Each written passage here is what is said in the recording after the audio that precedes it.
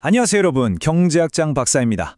자, 오늘은 거시경제학의 정말 중요한 개념이죠. 바로 총공급 곡선에 대해 파헤쳐 볼 건데요. 이걸 알면 우리나라 경제가 어떻게 돌아가는지 그 큰 그림이 보이기 시작할 겁니다. 이중구, 이창용 교수님의 명저, 경제학 원론을 바탕으로 아주 쉽게 설명해 드릴게요. 자, 본격적으로 시작하기 전에 제가 질문 하나 던져볼게요.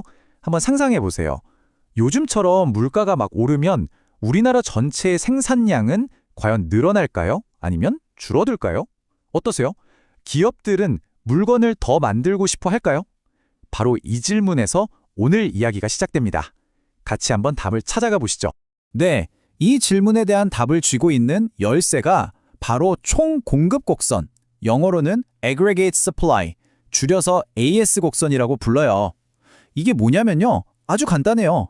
지금 물가 수준에서 우리나라 기업들이 물건을 총 얼마나 만들어낼 의향이 있는가, 이걸 한눈에 보여주는 뭐랄까 경제의 생산 능력 지도 같은 거라고 생각하시면 됩니다. 자, 바로 이겁니다. 이게 총공급 곡선이에요. 축을 한번 볼까요? 여기 세로축, Y축이 바로 물가, P고요. 가로축, X축은 나라 전체의 생산량, 그러니까 실질 국민소득, Y입니다. 어때요? 곡선이 오른쪽 위로 쭉 올라가는 모양이죠? 이게 바로 물가가 오르면 생산량도 늘어난다는 걸 직관적으로 보여주는 거예요. 오, 서현 학생, 아주 좋은 질문이에요. 바로 그거예요. 왜 하필 오른쪽 위로 올라가는 걸까? 왜 물가가 오르면 기업들이 생산에 늘리고 싶어 할까? 이 이유를 파고들면 총 공급 곡선의 거의 모든 걸 이해하게 되는 겁니다. 아주 중요한 경제 원리가 여기에 숨어 있거든요. 그 비밀은 바로 비용이 생각보다 빨리 안 변한다는 데 있습니다. 자, 한번 차근차근 따라와 보세요. 첫째, 일단 물가가 올랐어요.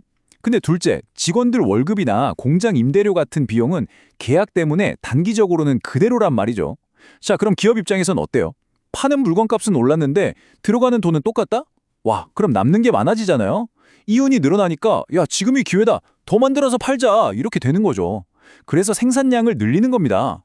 이게 바로 곡선이 우상향하는 핵심 이유예요. 와, 민준 학생 관찰력이 대단한데요? 맞아요. 그냥 쭉 뻗은 직선이 아니라 뒤로 갈수록 점점 더 가팔라지는 곡선 모양이죠. 오, 예리해요. 그 모양에도 정말 중요한 경제적 스토리가 담겨 있습니다. 왜냐하면 우리나라의 생산 능력에는 한계가 있기 때문이에요. 생각해보세요.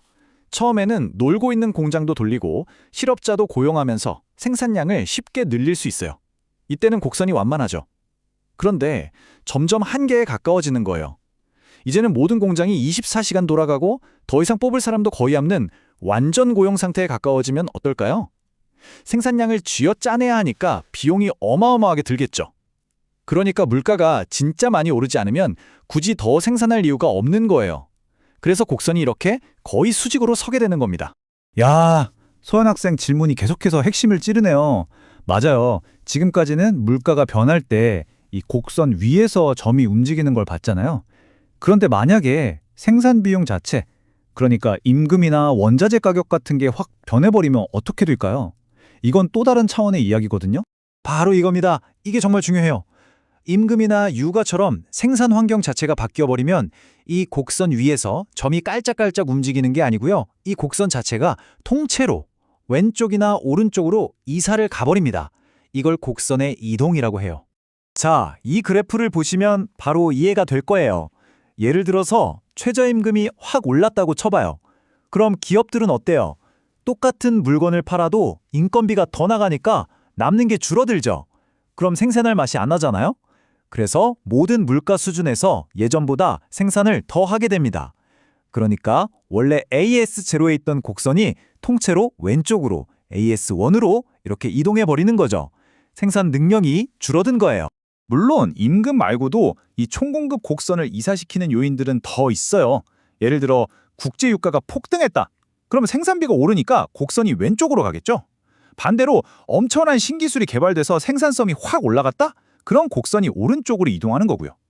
노동인구가 늘거나 줄어드는 것도 마찬가지입니다.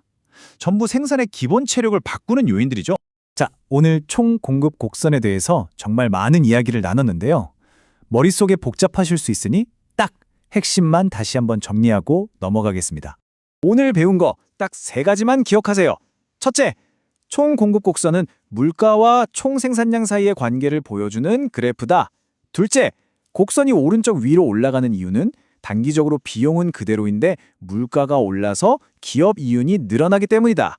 그리고 마지막 셋째, 임금이나 유가 같은 생산 비용 자체가 변하면 곡선이 통째로 이동한다. 이 세 가지 아시겠죠? 이게 오늘 내용의 전부입니다. 자, 그럼 마지막으로 오늘 배운 내용을 현실 경제에 바로 적용해 볼 수 있는 질문 하나 던지고 마칠게요. 여러분, 최근에 전 세계적으로 공급망이 엉망이 되고 유가가 엄청나게 올랐잖아요. 그렇다면 이 사건들이 우리나라의 총 공급 곡선을 어느 쪽으로 또 얼마나 움직였을까요? 그리고 그 결과 우리 경제는 어떤 영향을 받았을까요? 한번 곰곰이 생각해 보시면 오늘 배운 내용이 훨씬 더 생생하게 와닿을 겁니다. 네, 오늘 강의 들어주셔서 정말 감사합니다.